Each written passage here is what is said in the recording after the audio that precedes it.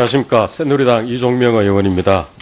먼저 존경하는 조정식 위원장님을 비롯한 위원님들께 본 의원이 대표 발의한 주택법 일부 개정 법률안과 건축법 일부 개정 법률안 두 건의 법률안에 대해 제안 설명을 드릴 수 있는 기회를 주셔서 진심으로 감사드립니다. 현행법은 공동주택으로 이용되는 건축물의 실내 건축과 관련해서 그 기준의 대부분이 비장애인을 대상으로 설정되어 있습니다.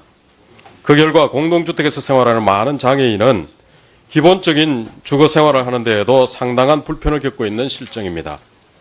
일례로 아파트에서 거주하고 있는 저는 업무를 마치고 집에 들어가면 의족을 풀고 휠체어를 타고 생활하고 있습니다. 휠체어로 화장실을 가려 해도 현행법상 허용 기준으로 설계된 화장실 출입문은 폭이 너무 좁아 들어갈 수조차 없습니다. 주거 생활에서 발생하는 이러한 불편은 비단 저 같은 장애인뿐만 아니라 혼자 생활하는 거동이 불편한 어르신들도 겪게 되는 어려움입니다. 하루 종일 실내에서만 생활하는 장애인 노인들은 더 힘들 것입니다. 미국, 영국, 일본 등 선진국에서는 공동주택 이용하는 장애인의 기본적인 생활권을 보장할 수 있도록 건축 기준이 법제화되어 있습니다. 영국의 경우 방이 3개 이상 있는 주택에 대해서는 침실, 화장실 등에 휠체어가 다닐 수 있도록 건축 기준이 마련되어 있습니다. 이제는 우리나라도 장애인의 기본적인 생활권을 보장할 수 있도록 공동주택의 건축 기준을 개선할 필요가 있습니다. 이에 개정안에는 공동주택의 거실, 화장실 및 욕실 등 기본적인 주거 생활 공간은 장애인도 편리하게 이용할 수 있는 구조 및 재료로 시공하도록 함으로써 장애인도 불편함이 없이 거주할 수 있도록 하려는 것입니다. 아무쪼록 장애인의 기본적인 주거 생활 환경을 개선 보장하려는 두 건의 개정안 입법 취지를 고려하여 원안대로 통과될 수 있도록 위원님들의 적극적인 관심과 지원을 부탁드립니다. 감사합니다. 네, 수고하셨습니다. 네, 다음은 의사일정 제38항의 법률안에 대하여 발의자를 대표해서 성일정 의원 나오셔서 제안 설명해 주시기 바랍니다.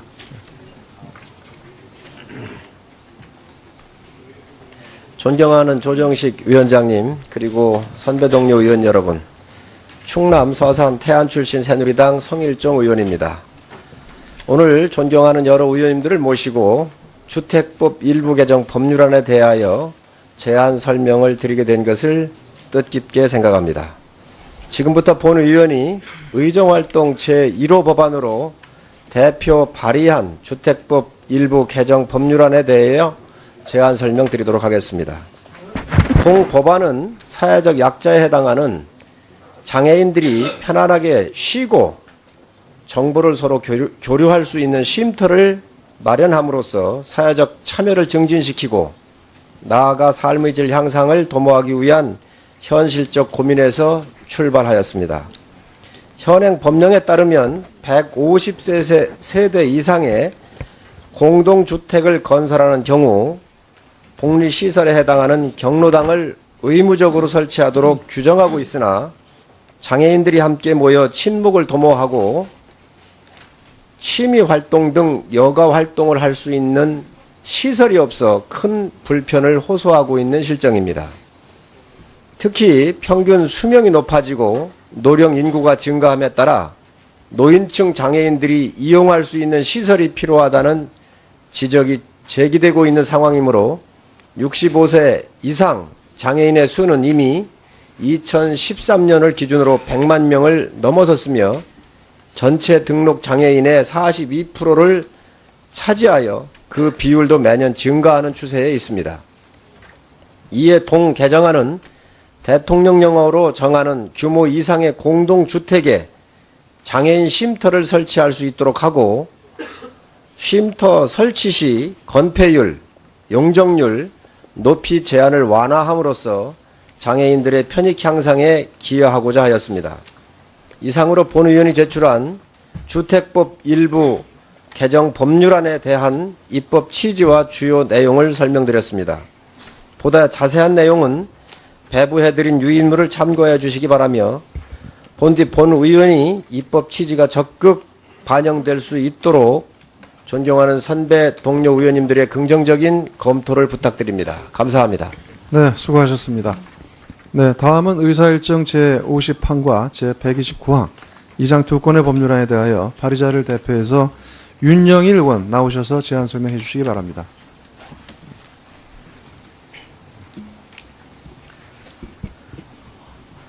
전남 해남 완도 진도 출신 국민의당 윤영일 의원입니다.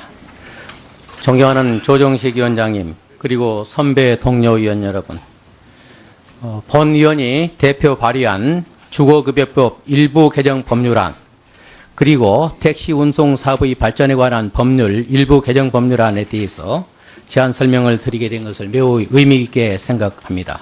먼저 주거급여법 일부 개정 법률안에 대한 제안 설명입니다. 현행 국민기초생활보장법에 따라 기초생활보장제도가 맞춤형 급여체계로 개편됨에 따라 국토교통부 장관이 기준 중위소득의 43%에 해당하는 저소득 임차 가구에게 임차료를 제공하고 자가 가구에게 수선 유지비를 지급하는 주거급여 제도가 도입되었습니다. 그런데 2010년 이후 저금리 기조하에서 전세 가격이 급등하고 전세가 월세로 전환되면서 주택 임대료 상승으로 임차인의 주거비 부담이 가중되고 있는 실정입니다. 이에 주거급여의 실질적인 지원을 위하여 주거급여 수급권자를 현행 기준 중위소득 43%에서 50%로 확대하고 임차료를 예산의 범위 내에서 실비로 지급하도록 함으로써 저소득 임차 가구의 주거비 부담을 완화하고자 하는 법률 개정안입니다. 발의한 겁니다. 다음 택시 운송 사업의 발전에 관한 법률 일부 개정 법률안에 대한 제안 설명입니다. 현행 여객 자동차 운수 사업법에 따라 택시 운송 사업자가 차고지를 확보하지 못할 경우 시도지사는 운송 사업 면허를 취소하게 되어 있습니다. 그래서 택시 운송 사업자에게 택시 차고지 확보는 매우 중요한 문제입니다. 그렇지만 택시 차고지에 대한 nim비 현상 등 민원 제기와 소유자의 임차 기간 연장 깊이, 재개발 등으로 신규로 차고지를 확보하는 것은 물론 기존 차고지를 계속 유지하는 것조차 어려워지고 있어서 많은 택시 운송 사업자가 면허 취소 위기에 내몰리고 있는 실정입니다. 더불어 운수 종사자들도 삶의 터전을 잃게 되는 상황입니다. 그런데도 현행 법에서 규정하고 있는 지방자치단체의 공용차고지 건설은 부지 매입과 건설 비용 등 막대한 예산이 수반되고 장기간 소요되면서 택시 차고지 확보에 실질적인 도움이 되지 못하고 있는 실정입니다. 또한 화물자동차 운수사업법은 공동차고지 건설에 국가가 재정 지원을 할 수 있도록 규정하고 있지만 택시의 경우 관련 규정이 없는 실정입니다. 따라서 택시 운송 사업자들이 공동차고지를 건설할 수 있도록 규정하고 공동차고지를 건설하거나 임차할 경우 국가가 지원하는 방안을 마련함으로써 택시 운송업자의 사업자의 근간인 차고지 문제를 해결하기 위해 동개정 법률안을 발의하였습니다. 부디 법률안 개정 취지를 감안하여 원안대로 심의 의결해 주실 것을 요청드립니다. 감사합니다. 네, 수고하셨습니다. 네, 다음은 의사일정 제57항의 법률안에 대하여 발의자를 대표해서 장병환 의원 나오셔서 제안 설명해 주시기 바랍니다. 존경하는 조정식 위원장님 그리고 선배 동료 의원 여러분, 광주광역시 동남갑 장병환 의원입니다. 본 의원이 대표 발의한 공공주택특별법 일부 개정 법률안에 제안 설명을 드릴 수 있게 되어 매우 의미 있게 생각합니다. 우리 사회의 가장 큰 문제는 저출산입니다. 저출산은 청년 세대의 미래 불안에 기인한 것이고 가장 시급한 문제는 신혼부부가 함께 살 주택의 마련입니다. 국민연금은 국민의 노후 지원을 위해 조성된 기금이지만 저출산과 청년층의 경제활동 둔화 등으로 안정성이 심각히 훼손되고 있습니다. 국회 예산정책처가 최근 발표한 바에 따르면 국민연금은 2042년에는 연기금 수지가 적자로 돌아서고 2058년에는 연금기금이 바닥이 드러날 것으로 전망되고 있습니다. 결국 출산율이 높아져야 국민연금의 안정성도 확보할 수가 있습니다. 국민연금의 장래를 위해서도 청년층에 대한 지원은 필수적인 것입니다. 국민연금이 청년층 주거 안정을 위한 임대주택 사업에 직접 참여하여 저출산 문제를 해소하는 것과 국민연금의 안정성을 확보하는 것은 목표가 서로 일치하는 것입니다. 현재 국민연금은 채권 60%, 주식 30%, 대체 투자 10%의 비율로 투자를 하고 있습니다. 하지만 채권은 금리를 끌어올리게 되고 주식시장에 투자가 많아지면 역시 나중에 주식시장에서 빠져나올 때 심각한 국가적 위기가 초래되는 등 영향이 매우 큰 만큼 그 투자에 신중을 기해야 합니다. 따라서 대체 투자를 많이 하고 있는데 역시 해외 부동산 투자가 대부분이어서 위험이 매우 높은 것이 현실입니다. 2015년 말 기준 국민연금의 채권 투자액은 267조 원으로 국민연금은 최근 3년간 채권 투자 수익률은 5%입니다.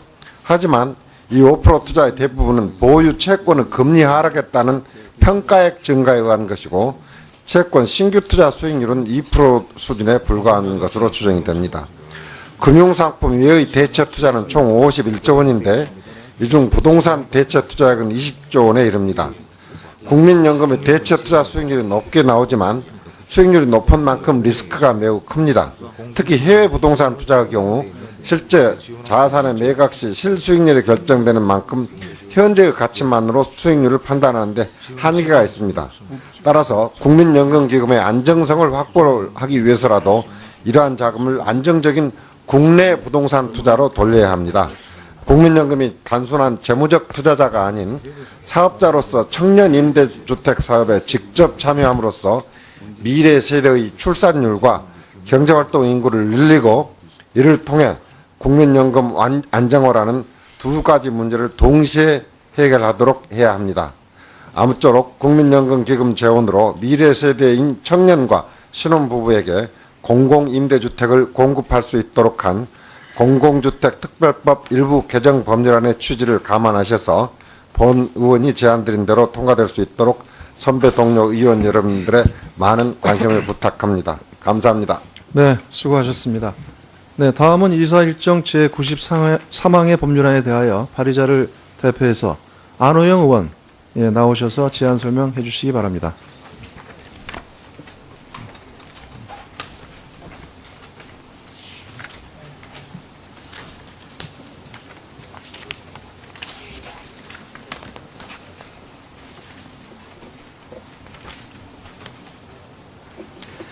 존경하는 조정식 위원장님과 선배 동료 의원 여러분, 더불어민주당 전북 완주진안 무주장수 출신 안호영 의원입니다. 본 의원이 대표 발의한 물관리 기본법안에 대한 제안 설명을 드리게 된 것을 매우 뜻깊게 생각합니다. 동 제정안의 취지는 물의 공공성을 강화하고 물관리 일원화를 통해 지속 가능한 물관리 체계를 수립하기 위한 것입니다.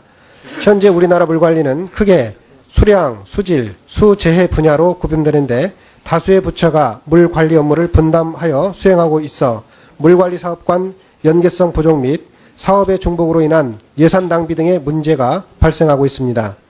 또한 수자원의 개발 이용 등과 관련해서 물 분쟁이 지속적으로 발생하고 있어 합리적인 해결 방법이 필요한 상황입니다. 이에 동 제정안은 물관리의 기본 이념 및 원칙, 국가 차원의 통합적인 물관리 및 물 분쟁 조정을 위한 국가물관리위원회, 유역물관리위원회의 설치 등 물관리에 필요한 기본적인 사항을 규정함으로써 지속 가능한 물순환 체계를 확립하고자 합니다. 동 제정안의 주요 내용을 소개드리면 첫째, 물관리에 관한 중요 사항을 심의 의결하기 위하여 국무총리 소속으로 물관리위원회를 설치하도록 했습니다. 둘째, 물관리위원회는 국가물관리위원회, 유역물관리위원회로 구분하도록 했습니다. 셋째, 국가물관리위원회는 10년마다 물관리 기본계획을 수립하고 유역물관리위원회는 물관리 기본계획에 따라 10년마다 유역별 물관리계획을 수립하도록 했습니다. 넷째, 관계 중앙행정기관의 장은 물관리 기본계획 및 유역별 물관리계획에 따라 매년 물관리 시행계획을 작성하여 물관리위원회에 제출하고 국가물관리위원회의 심의 의결을 거쳐 시행하도록 했습니다.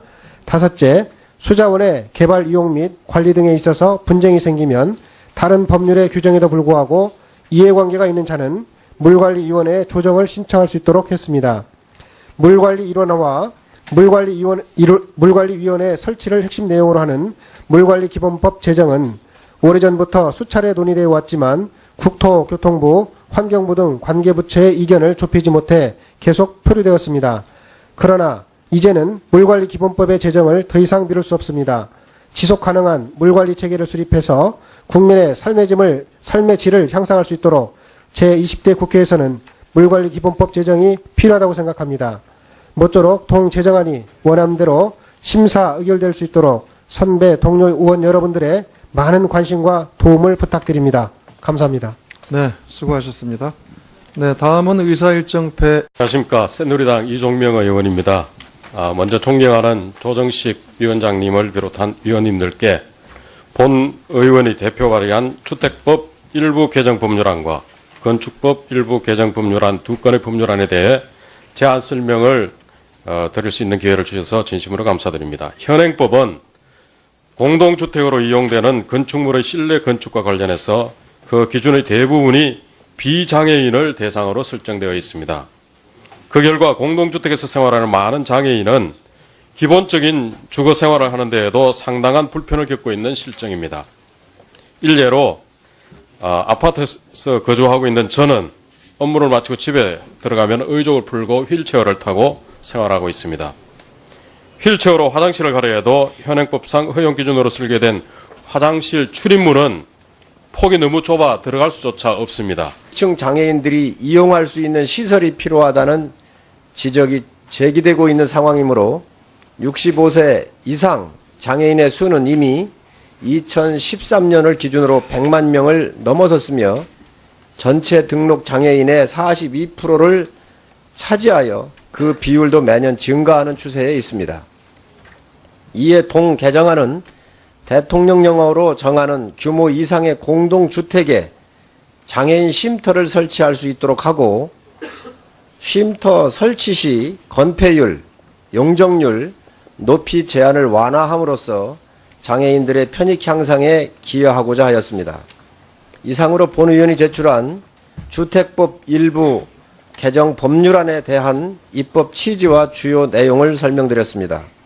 보다 자세한 내용은 배부해드린 유인물을 참고해 주시기 바라며 주거 생활에서 발생하는 이러한 불편은 비단 저 같은 장애인뿐만 아니라 혼자 생활하는 거동이 불편한 어르신들도 겪게 되는 어려움입니다. 하루 종일 실내에서만 생활하는 장애인 노인들은 더 힘들 것입니다. 미국, 영국, 일본 등 선진국에서는 공동주택 이용하는 장애인의 기본적인 생활권을 보장할 수 있도록 건축 기준이 법제화되어 있습니다. 영국의 경우 방이 3개 이상 있는 주택에 대해서는 침실, 화장실 등에 휠체어가 다닐 수 있도록 건축 기준이 마련되어 있습니다. 이제는 우리나라도 장애인의 기본적인 생활권을 보장할 수 있도록 공동주택의 건축 기준을 개선할 필요가 있습니다.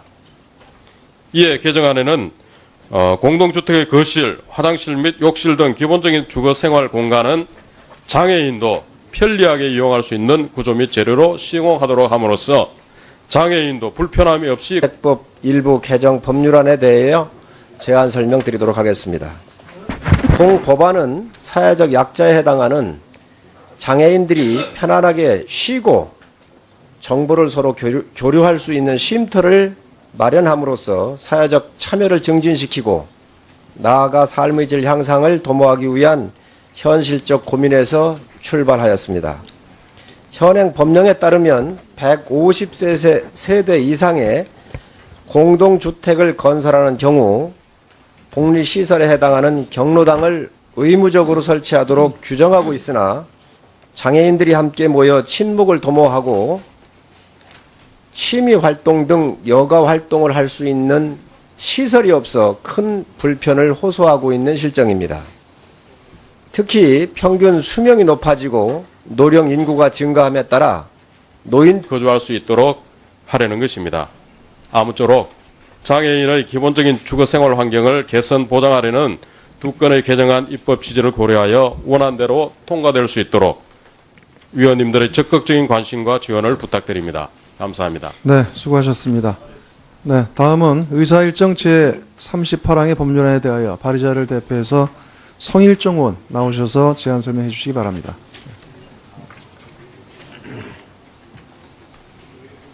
존경하는 조정식 위원장님, 그리고 선배 동료 의원 여러분, 충남 서산 태안 출신 새누리당 성일종 의원입니다. 오늘 존경하는 여러 의원님들을 모시고 주택법 일부 개정 법률안에 대하여 제안 설명을 드리게 된 것을 뜻깊게 생각합니다.